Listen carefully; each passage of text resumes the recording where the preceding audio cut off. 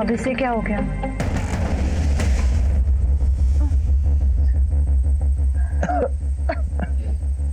अभी क्या करें? फिलहाल तो किसी की मदद लेकर हाईवे तक पहुंच जाते, किसी मैकेनिक को बुलवाकर ठीक करवा लेंगे। चलो चलो।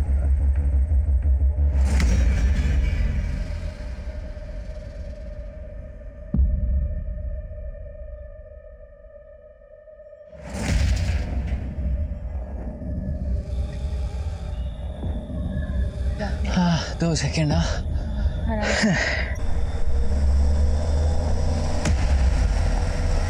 अच्छा धीरे धीरे। गाड़ी आई, गाड़ी खड़ी, गाड़ी खड़ी। ए भाऊ भाऊ भाऊ भाऊ भाऊ, वो हमारा टेम्पो खराब हो गया है, आगे हाईवे तक छोड़ देंगे। बैठ जाओ। चल चल चल।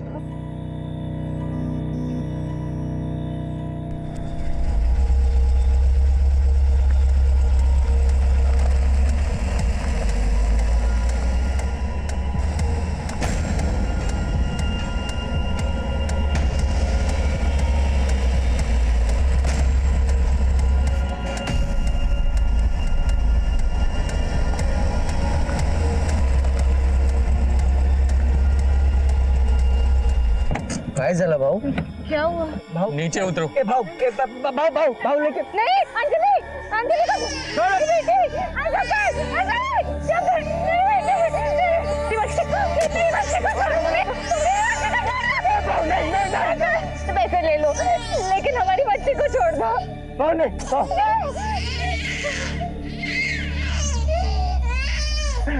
रे निशा, नहीं भाऊ, नहीं भाऊ, नहीं भाऊ रे, नहीं रे, नहीं रे निशा।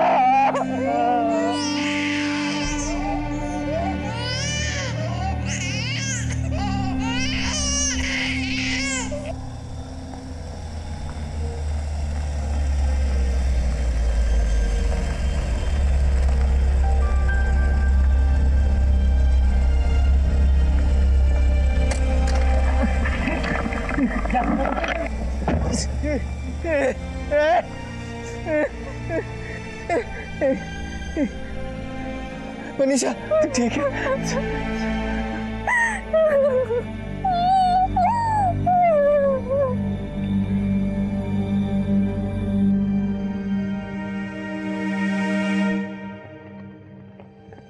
अंजलि, हे अंजलि, आहो आहो बघा ना, अंजलीला बहुतेक ताप आलाय। काय बोलते? देखो ना, इसका अंग गरम लग रहा है, एक बार देखो ना। इसका अंग तो बहुत गर्म है ना? चल डॉक्टर के पास जाना चलो चलो। पड़ेगा। रुको। साहब हमें अंदर जाने दीजिए, हमारे बच्चे की हालत बहुत खराब है, डॉक्टर से मिलने दीजिए। आप लोग वेट कीजिए। साहब मैं यहीं रुकता हूँ साहब, प्लीज आप वेट कीजिए प्लीज। साहब प्लीज। डॉक्टर साहब मेरी बच्चे की हालत बहुत खराब है, एक बार देख लीजिए। ठीक है, आप बच्ची को यहाँ लेटाइए, मैं देखता हूँ बेंच पे। जी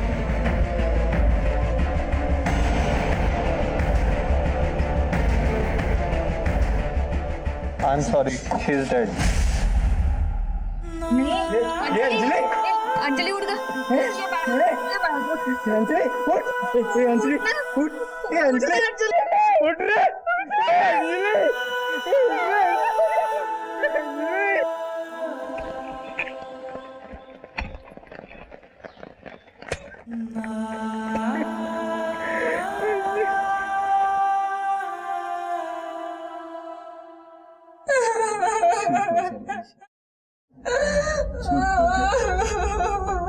हे बघा, तुम्ही घाबरू नका। मला माहित है कि इस वक्त ये सब पूछना सही नहीं है, फिर भी आप हमें बताइए, क्या आपने किसी का चेहरा देखा था? उन्होंने मास्क पहन रखा था। और आप गाड़ी के बारे में कुछ बता सकते हैं? वो कुछ स्टिकर जैसा था गाड़ी के पीछे, वो आंख जैसे जैसे कुछ झांक रहा हो, ठीक से याद नहीं आ रहा। गाड़ी का रंग तो याद होगा? हाँ सफेद रंग की गाड़ी थी, पर नंबर नहीं देख पाया। ऐसे कैसे पकड़ेंगे उनको? इम्पोर्टेंट फोन है, उसमें बाहर ले देना। जी सर। जी देखिए, इनका मेडिकल टेस्ट करवाना पड़ेगा। तुम्ही काय काळजी करू नका, आमची लेडी कॉन्स्टेबल इनके साथ जाएगी.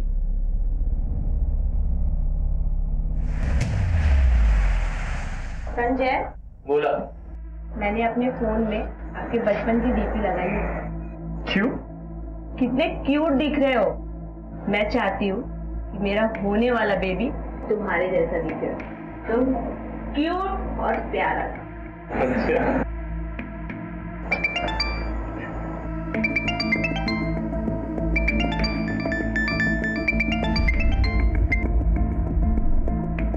कोई इम्पॉर्टंट कॉल है.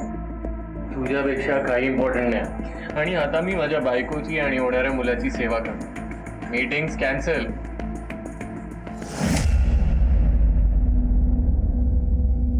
हो आय नो काम महत्वाचं आहे, पण आता लॉकडाऊन आहे की नाही, तर तसंही लॉकडाऊन मध्ये बाहेर पडता येणार नाहीये.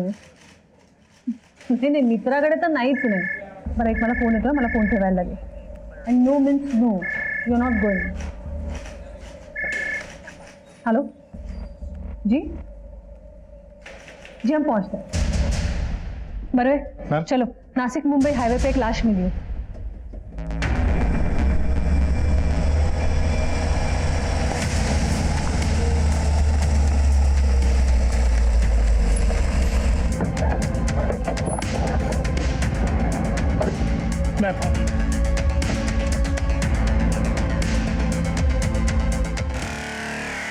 बहुत ही बुरी हालत है बॉडी की.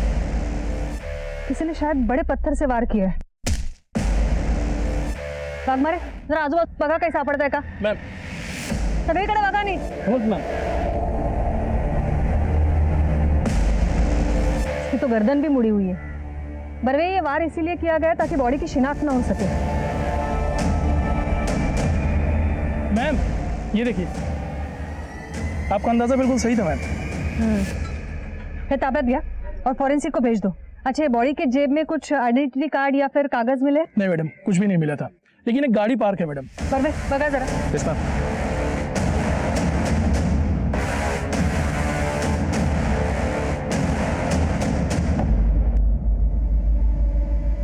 वाघमारे ये यहाँ से कोई अपना आदमी गुजरा था.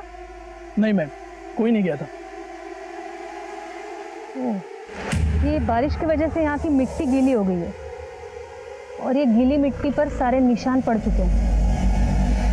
मैम मैम ये फ़ोन मिला. फ़ोन तो लॉक्ड है, लेकिन नोटिफिकेशन से पता चल रहा है 23 मिस कॉल. उठा. कौन बोल रहा है? मैं गौतम पवार, पॉलिटिशियन संजय मंकर का पीए हूँ. पीएसआई साहब से मेरी बात हुई थी संजय साहब के फ़ोन से, और इन्हीं के कहने पर मैं यहाँ आया हूँ. और ये बाहर जो भीड़ लगी है वो, ये मैडम सब संजय साहब के सपोर्टर्स हैं. ये लॉकडाउन में भीड़ जमा करने की जरूरत क्या थी. मैडम इन लोगों को मुझे बुलाने की जरूरत नहीं पड़ी. ये जितने भी लोग बाहर खड़े हैं ना, ये सब संजय साहब को देवता की तरह पूछते हैं. वाघमारे बाहेर जरा सांगा सगळ्यांना, लॉकडाऊन आहे, सोशल डिस्टन्सिंग पाळणं फर्ज आहे आम्हाला. आणि वो थोडं शांतपणे सांगा, प्रकरण नाजूक आहे. Yes sir. शिर्के त्या वस्तू दाखवा त्यांना. ये चीजें पहचानते आप. जी मैडम, ये तो सब संजय साहब के ही हैं. जा तुम्हें. ये संजय मानकर कब से मिसिंग है. परेशान से. संजय मानकर की फैमिली के बारे में बताइए कुछ. मैडम संजय साहब के छोटे भाई हैं, वो पढ़ाई के लिए लंदन में हैं, और संजय साहब अपने प्रेग्नेंट वाइफ के साथ यहाँ कसारा वाले घर में रहते हैं. वही उनका इलाका भी है, और वो वहाँ के बहुत मशहूर नेता. तो फिर उनके दुश्मन भी काफी होंगे. हाँ मैडम, वो जो एक नेता है ना बाला जोशी, वो उनसे बहुत खुन्नस रखता है. खुन्नस?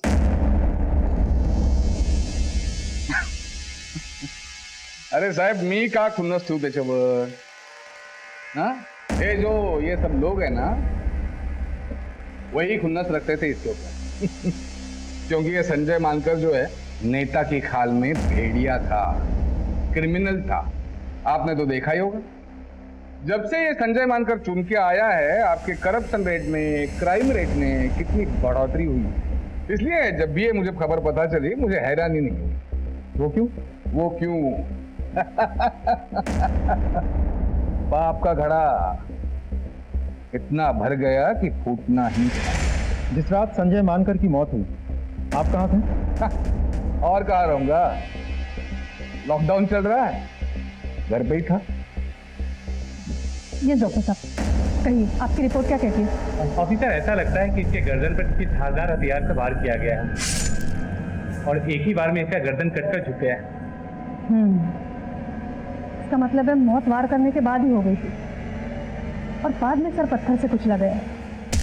जी ऐसा ही हुआ।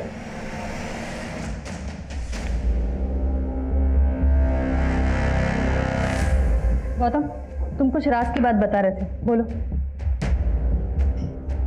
मैडम विराज के बाद जानते तो सभी, बस कोई बोलना नहीं चाहता।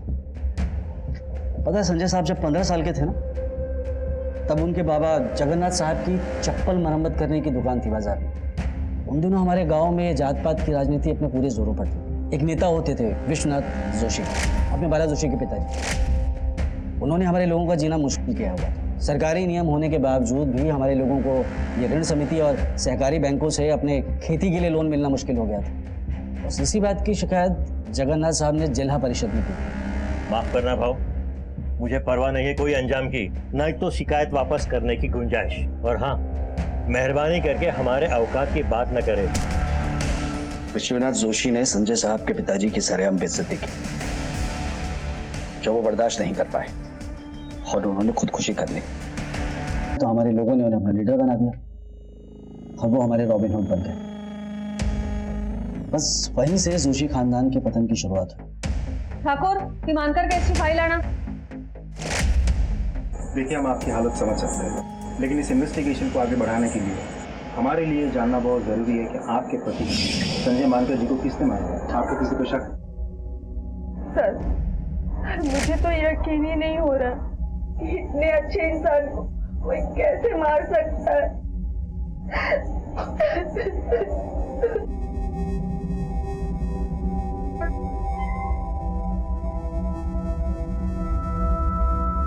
Thank you. So mister Gautam, Sanjay मानकर का कोई फ्रेंड सर्कल या फिर करीबी दोस्त जिनके यहाँ वो अकेले जाना पसंद करते थे? उनके दो करीबी दोस्त थे, जिग्नेश आडवाणी और प्रफुल्ल राणा। संजय मानकर के साथ आपकी आखिरी मुलाकात कब हुई थी और उस शाम आप कहाँ थे जब उनका कत्ल हुआ? मैडम, हम उस रात भाभी के लिए आइसक्रीम लेने गए थे, फिर उसके बाद संजय अपने घर चला गया और मैं अपने घर। आज सुबह हम मिलने ही वाले थे। क्यों? मैडम, हमारा वो एक दोस्त है प्रफुल्ल, उसे अचानक क्वारंटाइन सेंटर जाना पड़ा। वो कोविड-19 सस्पेक्ट था। आपको शक है किसी पर? जी बिल्कुल है, बल्कि शक नहीं यकीन है। बाला जोशी नाम का एक आदमी है, उसके अलावा ये काम कोई और कर ही नहीं सकता। उसके और संजय के बीच में दुश्मनी थी।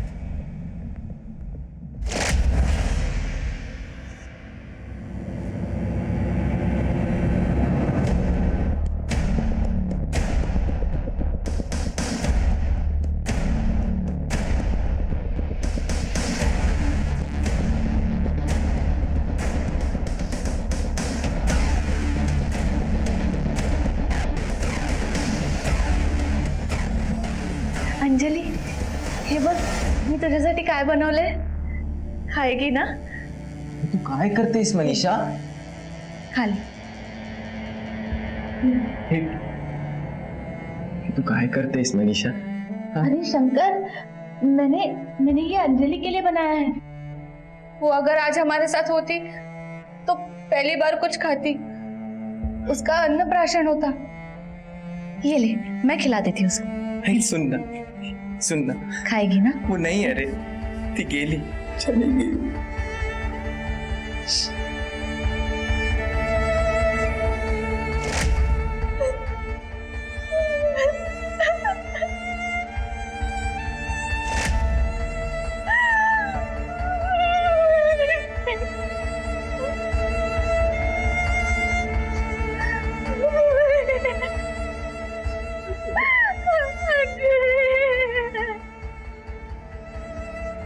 हाँ सर, बिल्कुल हो जाएगा सर। सर आप चिंता मत कीजिए सर, पक्का पक्का सर, 100%। जी जी सर। सर हाँ बाग बड़े बोला। सर मनीषा का जहाँ पे रेप हुआ था तो सारा एरिया छान मारा, लेकिन वहाँ पे कुछ भी नहीं मिला, ना ही कोई आई विटनेस। कुछ मिलेगा भी नहीं, कोई दम नहीं है उस केस में। सर हमें उस गाड़ी को ढूंढना चाहिए जिस गाड़ी के बारे में शंकर ने हमें बताया था। अरे तुम बूढ़े हो गए हो, बूढ़े। कल को वो स्टिकर मैं अपनी गाड़ी पे चिपका दूंगा, तुम तो मेरे पे केस बना दोगे। पंच साहब, जाओ चाय के लिए बोलो।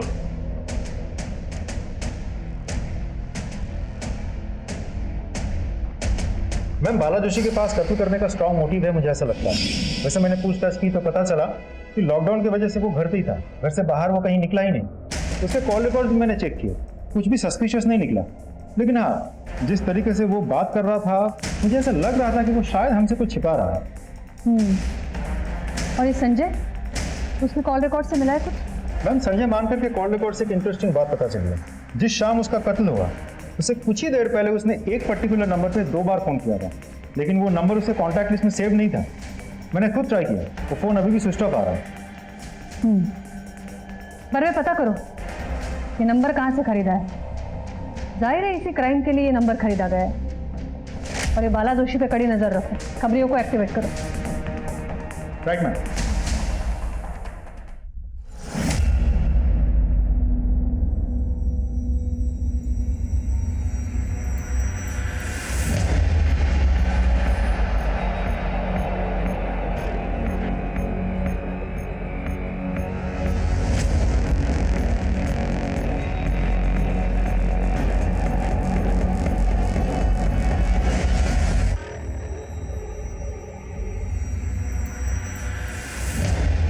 हेलो मैम, एक इंपॉर्टेंट इन्फॉर्मेशन मिली है।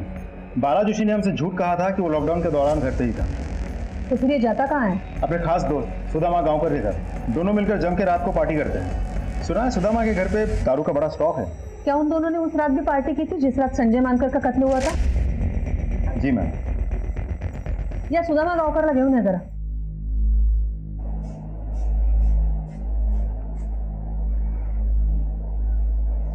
बीपी तो नॉर्मल है, बट आर यू श्योर आप इन्हें घर ले जाना चाहते हो?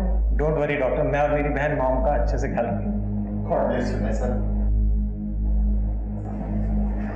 चलो बैठ जाते। कैसा फील कर रहे हो मॉम? अरे तेरे रहते तो मैं हमेशा अच्छा फील करती हूँ, तू कितना ख्याल रखता है मेरा। और जिंदगी भर रखूंगा। अरे वाह, जिंदगी भर क्यों? मुझे क्या अपनी बहू से सेवा नहीं करवानी है? मैं कुछ नहीं जानती, बस अब तू शादी कर ले, समझा? हाँ माँ कर लूंगा, पर पहले छोटी की शादी होगी फिर मेरी। बाकी बातें घर चल के करते हैं आराम से। चलो तू ना समझेगा नहीं। दोस्तों के साथ पार्टी करना गुनाह कब से हो गया? दोस्तों के साथ पार्टी करना गुनाह नहीं है, लेकिन पुलिस से झूठ बोलना गुनाह जरूर है, और यही गुनाह बाला जोशी ने किया है। अब तू हमें बताएगा कि बाला जोशी ने हमसे झूठ क्यों कहा था, और तुम दोनों पार्टी करने के चक्कर में क्या प्लानिंग करते रहते हो? कोई प्लानिंग नहीं कर रहे थे साहब, हम तो सिर्फ दारू पीते हैं। पार्टी ना हम भी करते हैं, लेकिन हम ना पार्टी डंडों से करते हैं। सब तू सोचते रहे, हम अपनी पार्टी शुरू करते हैं।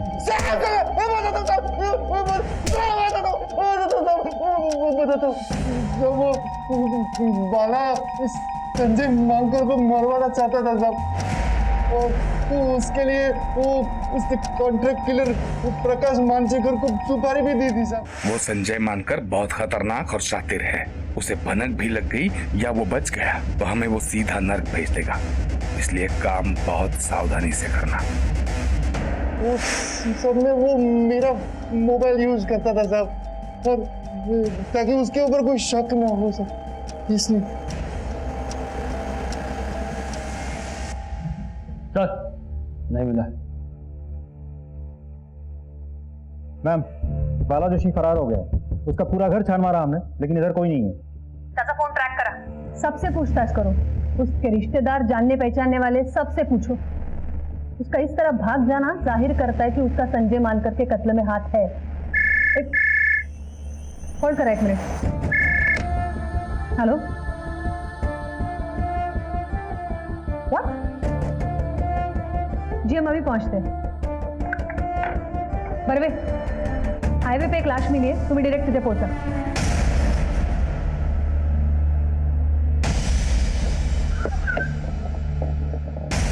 मैम मैंने बॉडी की शनाख्त कर ली है, ये अडवाणी ही है, और इसे भी ठीक उसी तरीके से मारा गया है जैसे संजय मानकर को मारा गया था। गर्दन भी उसी तरह मुड़ी हुई है, और शायद वार भी किसी पत्थर से ही किया गया है। एक बात और मैडम, ये क्राइम स्पॉट भी पिछले क्राइम स्पॉट से ज्यादा दूर नहीं है। बरवे, ये पैरों के निशान देखो, ये उसी तरह के पैरों के निशान है जो पिछले क्राइम स्पॉट पे थे। बरवे, ये प्रकाश मांचेकर और बाला जोशी दोनों को लेकर आओ। प्रकाश और बाला दोनों मुझे चाहिए किसी भी हालत में। Yes ma'am.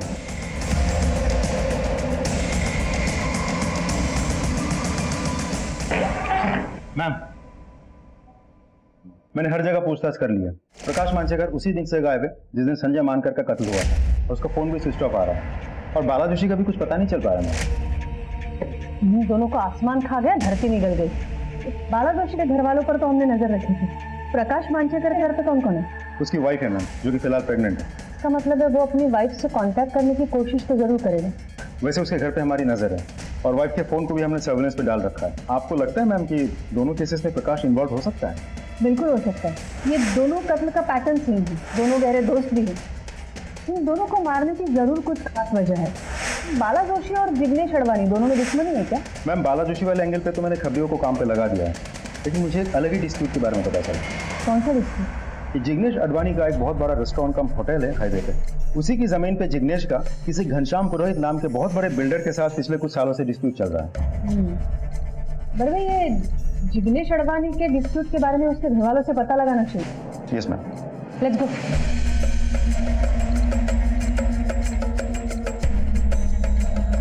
क्या आप हमें जिग्नेश और पुरोहित के डिस्प्यूट के बारे में बता सकती हैं? क्या बताऊं मैडम? बाहर आ जल्दी। कहाँ कर बेटा? कहाँ छुप के बैठा है? जल्दी बोल। वो घर पे नहीं है, क्या काम है? उसे बोल दे, उस ढाबे की जमीन अगर उसने मेरे हवाले नहीं की तो तू और तेरा परिवार साथ में ऊपर जाएगा। वो मेरे पति की आखिरी निशानी है। हम मर भी जाएंगे लेकिन वो जमीन नहीं देंगे। ये बात। चलो ठीक है, हम ना एक काम करते, तुम जिंदा ही रहो और जिंदगी भर इस बात का मलाल मनाती रहो कि तूने मेरी बात नहीं मानी। देख क्या रहे हो, शुरू हो जाओ। जो मेरी बेटी को हाथ लगाया तो मैं कहती छोड़ो मेरी बेटी को, मैं कहती छोड़ दो इसे, छोड़ो छोड़ो नहीं, छोड़ो इसे, छोड़ दो रे, छोड़ दे उसे। देख, आज तेरी बेटी को कुछ नहीं किया है, हाँ, लेकिन कल कर भी सकते, और समझा देना तेरे बेटे को। चलो रे।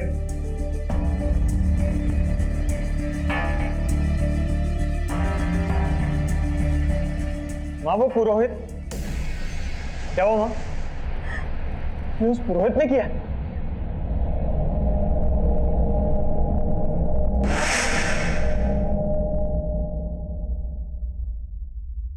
मैडम, मुझे पता था कि मेरी फैमिली को उस जिग्नेश अडवाणी ने मारा था।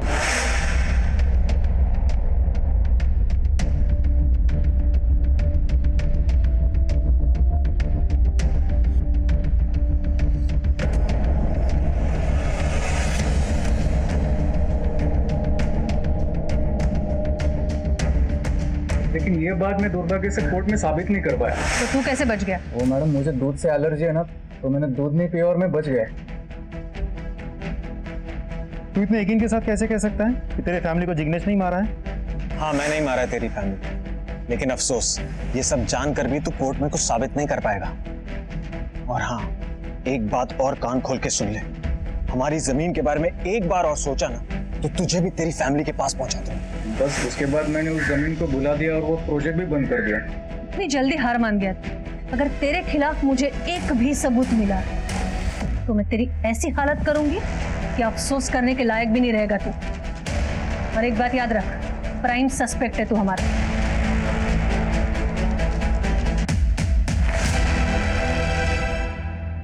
घनश्याम पुरोहित के बारे में कुछ पता चला? यस मैम, मैंने घनश्याम पुरोहित का बैकग्राउंड अच्छे से चेक किया। टिपिकल बिजनेसमैन है वो, धंधा छोड़ के उसको और कुछ समझ में नहीं आता। उसके कॉल रिकॉर्ड भी मैंने चेक किया, लेकिन पिछले 3-4 सालों से वो जिग्नेश से टच में ही नहीं है, और वैसे भी इन्वेस्टिगेशन में भी उसके खिलाफ कुछ सामने नहीं आया। अरे जिग्नेश को किसने मारा होगा? चलो मान लेते हैं कि प्रकाश ने संजय मानकर को मारा। कि इस थियरी को सपोर्ट करने के लिए एक फैक्ट है कि जिस दिन कत्ल हुआ उस दिन प्रकाश का फोन लोकेशन क्राइम स्पॉट के नजदीक था, लेकिन फिर वो गायब है, उसका फोन भी ऑफ है, और जिसने उसकी सुपारी दी थी वो भी गायब है, बाला जोशी, और उसके पास तो मोटिव भी था। तो जिग्नेश से उसकी क्या दुश्मनी हो सकती है? और कॉन्ट्रैक्ट तो सिर्फ संजय मानकर को मारने का दिया था, तो ये जिग्नेश को किसने मारा? और मारने का तरीका भी बिल्कुल सेम है, वही पैरों के निशान, सब कुछ। उन्हीं दो लोगों के निशान। राइट। बरवे चलो मान लेते हैं कि एक प्रकाश है, तो फिर दूसरा कौन है? नहीं, ये घनश्याम पुरोहित को क्लीन चिट नहीं दे सकते हम, उसने भी अपने पूरी फैमिली को खोया है। इतनी आसानी नहीं तो चुप नहीं बैठेगा वो। कॉन्ट्रैक्ट तो सिर्फ संजय मानकर को मारने का दिया था, तो ये जिग्नेश को किसने मारा? और मारने का तरीका भी बिल्कुल सेम है, वही पैरों के निशान, सब कुछ। उन्हीं दो लोगों के निशान। राइट। बरवे चलो मान लेते हैं कि एक प्रकाश है, तो फिर दूसरा कौन है? नहीं, ये घनश्याम पुरोहित को क्लीन चिट नहीं दे सकते हम, उसने भी अपने पूरी फैमिली को खोया है। इतनी आसानी नहीं तो चुप नहीं बैठेगा वो। और तुमने भी तो कहा था कि वो पक्का बिजनेसमैन है, तो हो सकता है उसने पूरे सोच समझ के साथ इन हत्याओं को अंजाम दिया हो, या फिर ये भी हो सकता है कि किसी के थ्रू ये सब करवाया हो। संजय को मारने के बाद प्रकाश को ही जिग्नेश की सुपारी दी है। और हाँ, ये जिग्नेश से रिलेटेड जितने भी लोग हैं, उसकी माँ, स्टाफ, एवरी पॉसिबल पर्सन, सबकी जानकारी निकालो, एक को भी नहीं छोड़ना। मेरे ख्याल से इन दोनों केस से रिलेटेड कोई ना कोई ऐसा सिरा है जो हमारे हाथ जरूर आएगा, जो अब तक हमारे नजर से बाहर है। राइट। एक के बाद एक दो लोग संजय मानकर और जिग्नेश अडवाणी का कत्ल हो चुका था, और इन हत्याओं की गुत्थी को सुलझाने के लिए पुलिस के हाथ कोई भी सिरा नहीं लगा था। जैसे जैसे पुलिस की इन्वेस्टिगेशन आगे बढ़ रही थी, पुलिस के सामने एक के बाद एक कई कड़ियां खुल रही थी। पर अब भी पुलिस का सामना एक ऐसी घटना से होने वाला था जो उनकी अब तक की इन्वेस्टिगेशन का रंग रूप ही बदल देगी। मैम, इस केस की एक बहुत ही इंपॉर्टेंट लीड हाथ लगी है। बाला जोशी की बहन घनश्याम पुरोहित की सेकंड वाइफ है। एक और खास बात पता चली है मैम, गौतम पवार पिछले कुछ महीनों से इस बाला जोशी के कांटेक्ट में था, यहाँ तक के मर्डर्स के बाद भी। और कमाल की बात तो यह है कि उसने कॉल करने के लिए अपने नहीं बल्कि अपने बीवी के फोन का इस्तेमाल किया था, ताकि हम उसे ट्रैक न कर सकें। इंटरेस्टिंग। बड़वे गौतम पवार को उठा।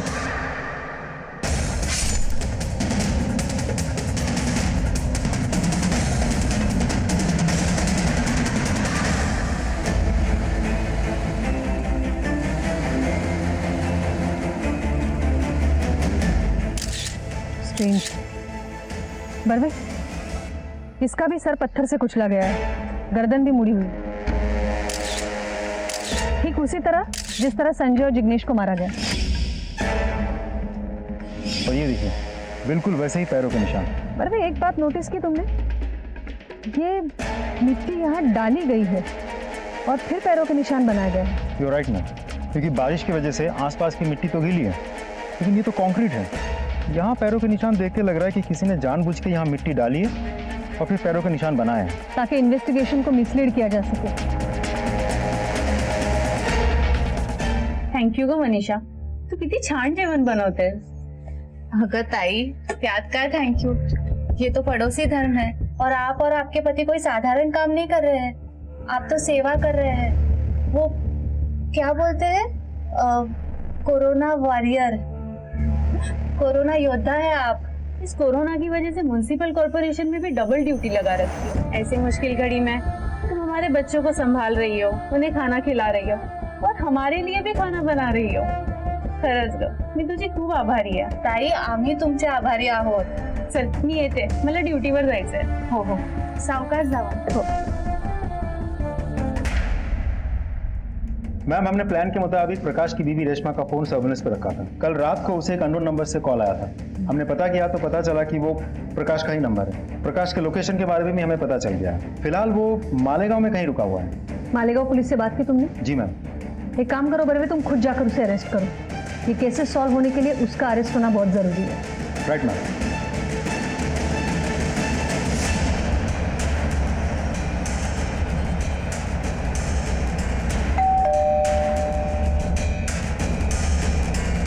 क्या मांगता है? प्रकाश मंचेकर कहां तक भागेगा? हाँ? करके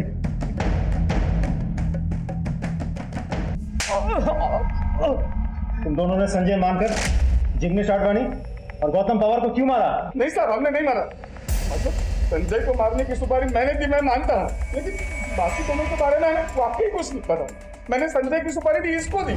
बता ना। बोलेगा? हाँ साहब, मैं मानता हूँ साहब कि मैंने भाव से संजय मानकर को मारने के लिए 5 लाख की सुपारी ली थी साहब, लेकिन मैंने उसको नहीं मारा साहब। आज शपथ मैं सच बोल रहा हूँ। गौतम भाव ने जब बाला भाव को संजय मानकर की लोकेशन की इंफॉर्मेशन दी तो मैं वहाँ पहुँचा था साहब, लेकिन पहले से ही संजय को किसी ने मार दिया था साहब।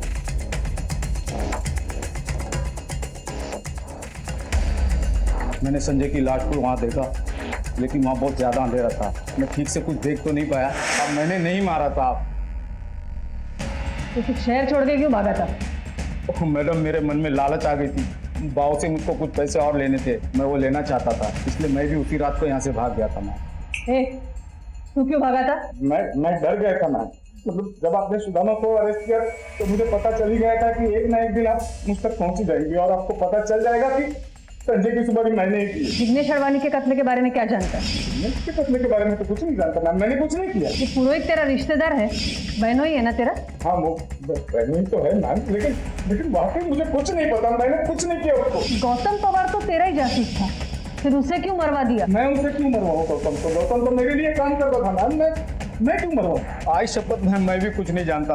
मैं तो तभी से मालेगांव में था मैडम, आप चाहे तो वहाँ के लोगों से पूछ सकते हैं। मैं वही था मैडम, मैं कहीं नहीं गया मैडम। आज शपथ में सच बोल रहा हूँ मैडम। सर, मनीषा रेप के जो सस्पेक्ट है उनके स्केचेस रेडी हैं।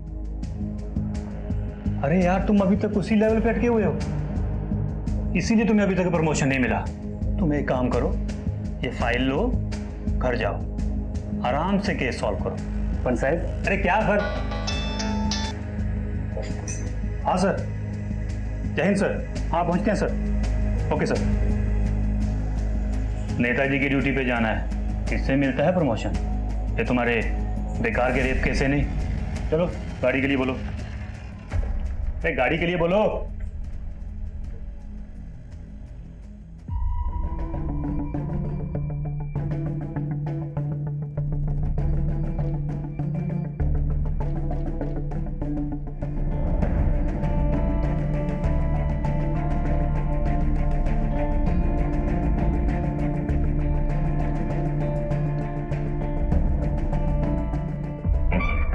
मैम, गौतम पवार के कॉल रिकॉर्ड्स आ गए। उस दिन उसने भी एक नंबर पे 2 बार बात की थी, जिसके बाद उसका भी कत्ल हो गया। और खास बात तो ये है कि मरने से आधे घंटे पहले ही उसने बात की थी मैम। ये वही नंबर है जो हमें संजय मानकर के कत्ल के समय मिला था। इसका आज तक हमारे पास कोई इन्फॉर्मेशन नहीं है, कोई डिटेल नहीं है। मैंने भी वो नंबर ट्राई की थी मैम, स्विच ऑफ आ रहा है। ये नंबर हमारे लिए बहुत बड़ी लीड हो सकती है बरवे। और किसी नंबर पे कांटेक्ट हुआ इस नंबर से? उस नंबर के अलावा उसने संजय के दोस्त प्रफुल्ल राणे से भी बात की। बरवे, ये संजय, जिग्नेश और प्रफुल्ल तीनों गहरे दोस्त थे और गौतम उनका राजदार। ये भी हो सकता है कि ये 3 कत्ल के बाद अभी कातिल 4थे कत्ल की फिराक में है।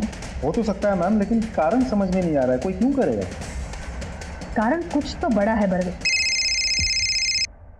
नमस्कार मैडम, PSI वाघमारे बोलते हैं, Indira Nagar police station. Madam, हमारे यहाँ कुछ दिनों पहले केस आया था। एक औरत के साथ कुछ लोगों ने हाईवे पर बलात्कार किया। इस हादसे में उसकी 6 महीने की बच्ची भी मारी गई। इनिशियल इन्वेस्टिगेशन में ना कोई एविडेंस मिला और ना ही कोई एविडेंस, लेकिन उन लोगों के स्केचेस हमने बनवाए हैं। पर मैडम, उनके चेहरे पर मास्क लगे हुए, और मैं पर्सनली हर पुलिस स्टेशन में फ़ोन करके इंफॉर्मेशन दे रहा हूँ।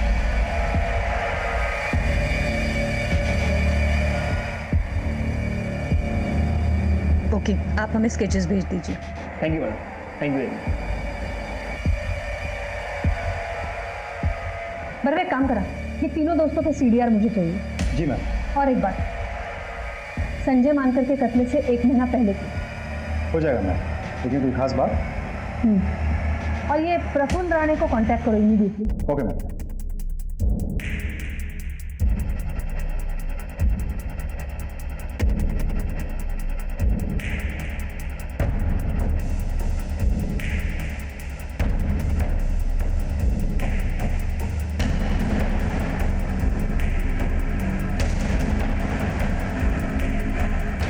क्या प्रफुल्ल राणे क्वारंटाइन सेंटर से गायब है?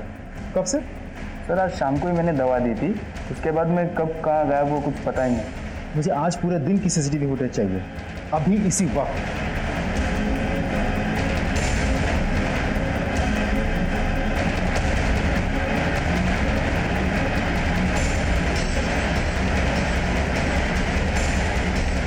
परवेश, उस नंबर का पता करो जिस पर फोन किया गया है, और ये भी पता करो कि कौन सी नर्स इस वक्त ड्यूटी करती है। मैम। अरे महेंद्र, ये पता करो कि ये प्रफुल्ल की गाड़ी कौन लेके आ सकता है, कोई ड्राइवर या फिर कोई और। मैम।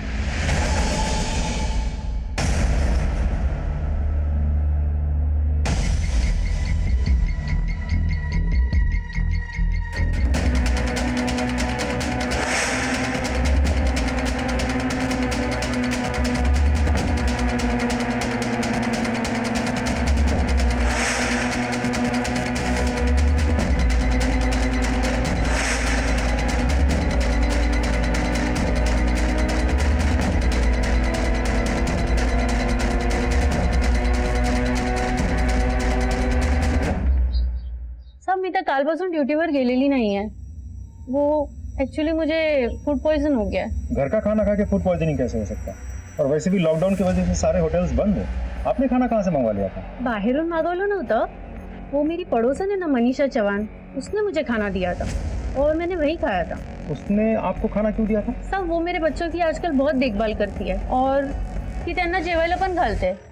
लेकिन मैं मेरा और मेरे पति का खाना घर पे आके बना देती हूँ. वो तो परसों मुझे देर हो गई थी, इसलिए मनीषा ने मुझे खाना दिया था.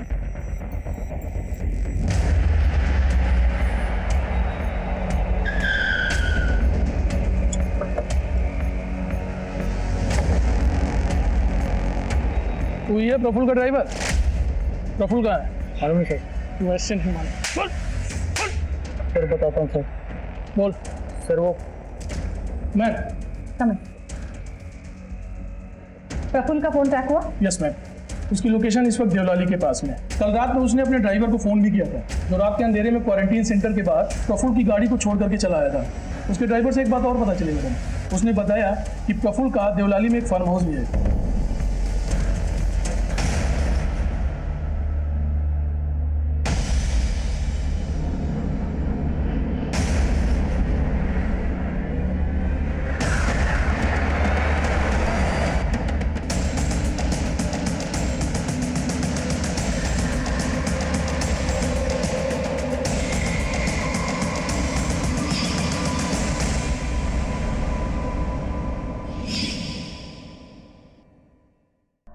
मनीषा, तुम्हें ये सब करने की क्या जरूरत थी? क्या तुम्हारा पुलिस डिपार्टमेंट पर भरोसा नहीं था? मैडम, उन चारों राक्षसों ने मेरा रेप किया और मेरी मासूम बच्ची, मेरी अंजलि की भी जान चली गई. हमने सोचा पुलिस हमारी मदद करेगी. बहुत बार पुलिस के दरवाजे पे खटखटाया मैडम, पर हमें न्याय नहीं मिला. हमारी उम्मीद ने जवाब दे दिया था मैडम, और इसीलिए उन चारों राक्षसों को मारने के लिए हमें कानून को अपने हाथ में लेना पड़ा.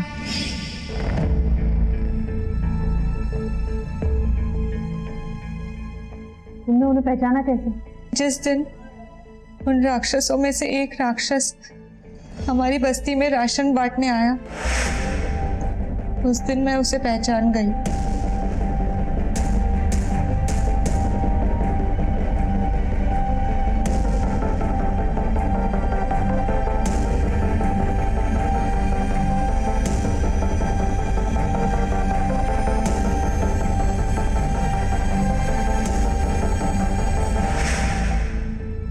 वो संजय मानकर बहुत बड़ा पॉलिटिशियन था. फिर मैंने उसे अपने झूठे प्यार के जाल में फंसाने की कोशिश की.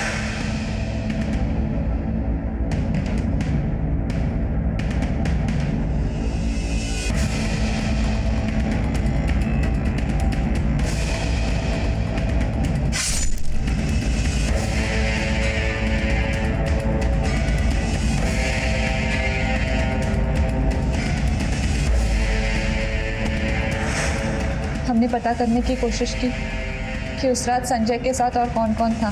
फिर हमने एक के बाद एक जिग्नेश और गौतम को मौत के घाट उतार दिया.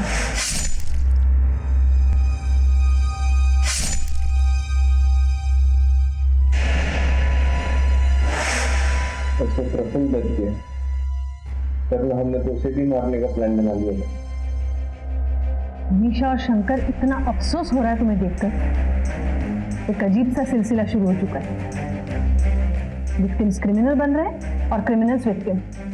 अगर सब लोग इस तरह कानून हाथ में लेने लगे तो समाज का क्या होगा? अरे जानवरों से भी बदतर हो जाएगी जिंदगी हमारी। मैडम, हमें माफ कर दीजिए। मैडम, वो बहुत बड़े लोग थे, उनके पास पैसा था, पावर था। हमें लगा कहीं वो इस चीज का इस्तेमाल करके इस केस को दबा ना दे। मैडम, वैसे भी हम गरीबों की कौन सुनता है? कानून सबकी सुनता है मनीषा, और सबके लिए सेम होता है। जरूरत है उस पर विश्वास करने की। थोड़ी देर सब्र होती, लेकिन गुनहगार पकड़े जरूर जाते। वो कोई हैबिचुअल क्रिमिनल्स नहीं थे, उन्हें भी अपराध का पछतावा हुआ होगा।